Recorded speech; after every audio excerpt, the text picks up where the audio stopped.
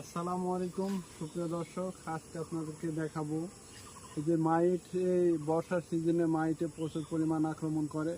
আর মাইটের জন্য বিশেষ করে মাইট যত বেশি থাকবে বিটল পোকা বেশি আক্রমণ করতে পারবে, আর বিটল পোকা মাইটের থেকে বেশিরভাগ সৃষ্টি হয়। তো মাইট দমন করার জন্য আমরা এই যে ওষুধ দেব, ফার্মিক অ্যাসিড। এটা আমরা দেব, দেখেন কিভাবে দেওয়া যায়।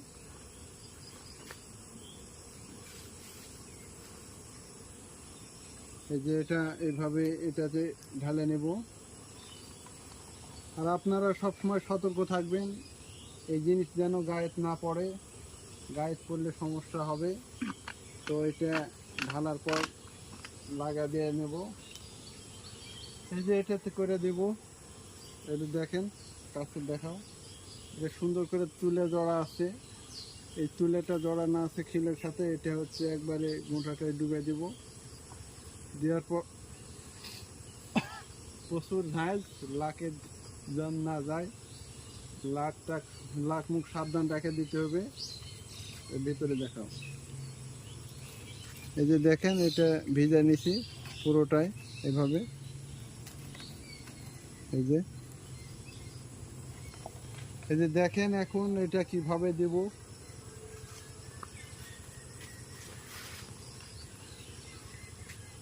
দেখাও, এদিকে এদিকে ওদিকে।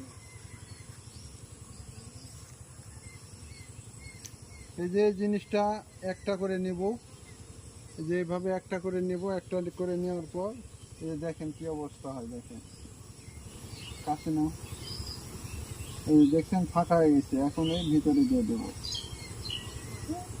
অর্ধেক ভিতরে দিলে হবে।